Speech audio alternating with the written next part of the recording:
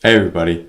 Today I'd like to talk to you about the necessity of repetition in language learning, because this is something that's really important that I think a lot of beginners and even advanced learners don't quite get.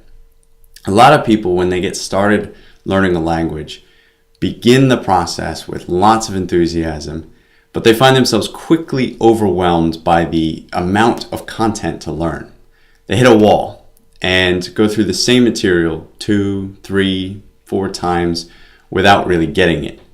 So at this point, they often become dejected, they lose heart, and think, I'm no good at this.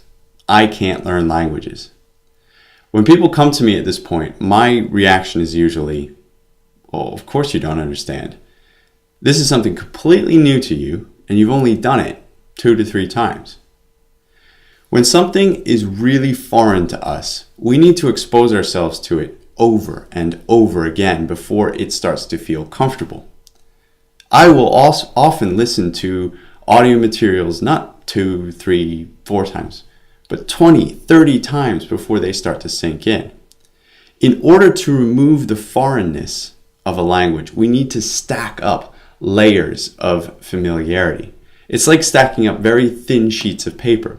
At first, the layers are so thin that we don't even know that there's an object there.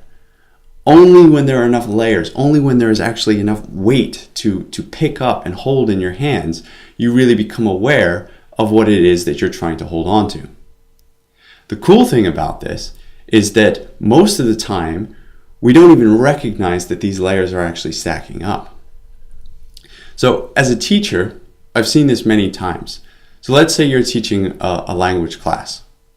Several weeks into the program, you'll be going through a text and a student will raise his hand and say, excuse me, what is this word right here? We haven't gone over this word before. What does it mean? Now you as a teacher know that not only have you gone over that word a couple of times in class itself, but it's already come up, it's already shown up several times earlier in the text you're working on, and possibly in other readings and exercises as well. At this point, a lot of bad teachers will say, well, we've actually already covered this already, you need to pay better attention. But this is really not helpful, because what's happened here is just a natural part of the language learning process. The student has finally stacked up enough layers to actually become aware of even the existence of this word. This happens for us all the time. These layers of familiarity stack up without us even knowing that they are building up. Understanding this is particularly important in the early stages of learning language, because it's at this point that you have the most layers to stack up. It feels like you're not making any progress, despite all the time you're spending exposing yourself to the language and trying to learn the content. But if you think about how many times in your life you've heard and said, hello, how are you? Fine, how are you? It's thousands and thousands of times. There are a lot of layers there. And when you go to learn a new language, you've got a lot of ground to make up when it comes to stacking familiarity. The good news is, when you stop banging your head against the wall and beating up on yourself for not getting something after 3, 4, 5 times, you can relax and just enjoy the process of mastering a small but meaningful chunk of the language. When you do this, it ends up opening a door to the rest of the language.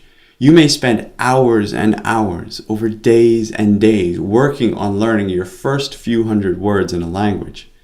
But taking the time to learn them well and stacking up those layers of familiarity, especially if you've chosen high-value content to learn, this will catalyze the rest of the language learning process.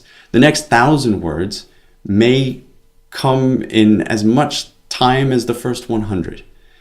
This is how it works. So rather than trying to hold on to the content in your mind through a single layer of exposure, which is incredibly taxing mentally, and it's not very effective, and it's usually very frustrating, I find it best to simply let go, accept my own stupidity, just say, okay, I'm stupid.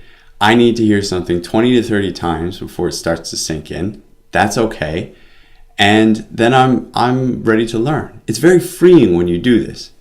And you can then stack up your familiarity with the language through passive exposure first, and then really master that material through actively producing it. Once you feel comfortable with it, it should feel easy. It should come naturally. So that's it for today. Please let me know if you have any questions. Don't forget to like, subscribe, follow us on Twitter, Facebook, all that good stuff. Check us out at linguisticator.com and let us know if you want to see anything in particular for future blog posts and videos. Thanks for watching.